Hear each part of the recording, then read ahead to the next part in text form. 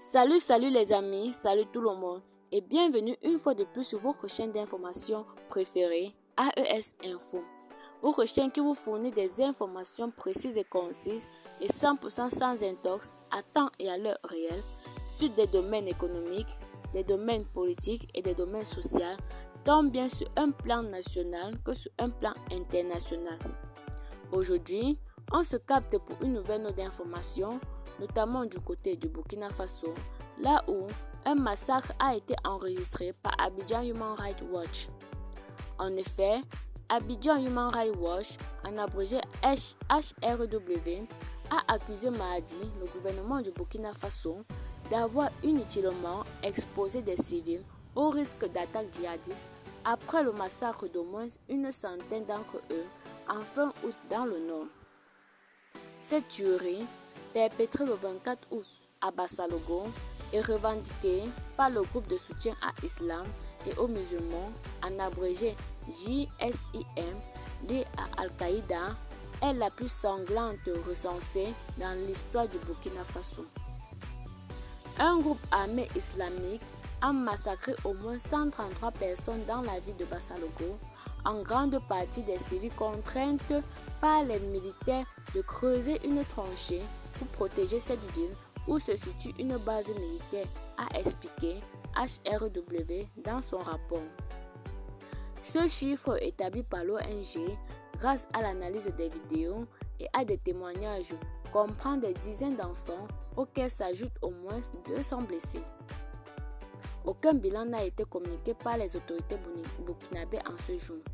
Mais le collectif Justice pour Bassalogo, en abrégé CJB, composé des proches des victimes, a fait état pour sa part de plus de 400 morts. Ce massacre est le dernier exemple en date des atrocités commises par des groupes armés islamiques contre des civils que le gouvernement a exposés à des risques inutiles, a dénoncé HRW. Il témoigne de l'insuffisance des efforts du gouvernement du Burkina Faso pour protéger les civils, martelé l'ONG qui lui demande notamment de cesser de les utiliser comme des main-d'œuvre forcées dans les zones de guerre. Contacté par HRW, le ministère de la Justice a rétorqué que les témoignages de travail forcé ne sont pas avérés et a évoqué l'ouverture d'une enquête par le tribunal des grandes instances de Kaya. Des survivants et des témoins ont expliqué à HRW que des soldats avaient roué des coups et forcé des hommes récalcitrants à sortir de la ville pour aller creuser des tranchées de défense sans les payer, en négligeant les signalements faisant état de la présence des hommes armés près du chantier. Je ne voulais pas y aller parce que je pensais que c'était risqué, mais ils m'ont frappé avec une corde et forcé à y aller, raconte à HRW un agriculteur de la ville, comme de nombreux autres habitants.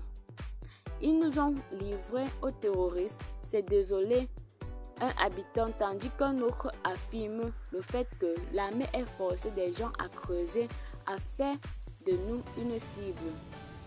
Entre 10 et 12 heures du matin, les combattants du JSIM ont tué des dizaines de civils qui travaillaient sur la tranchée militaire et d'autres qui se trouvaient à proximité, développe l'ONG. Ils sont venus nous exterminer. Ils n'ont épargné personne. Ils sont arrivés à moto, 2 sur chaque. Ils ont tiré sans interruption, comme s'ils avaient beaucoup de munitions. Les gens tombaient comme des mouches.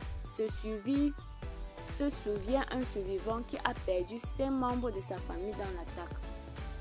Des témoins ont affirmé à HRW que la plupart des soldats stationnés à Bassalogo n'étaient pas sortis de leur base pour riposter à l'attaque et avaient juste envoyé un véhicule militaire et une ambulance pour soutenir leurs collègues se trouvant à l'avant-poste.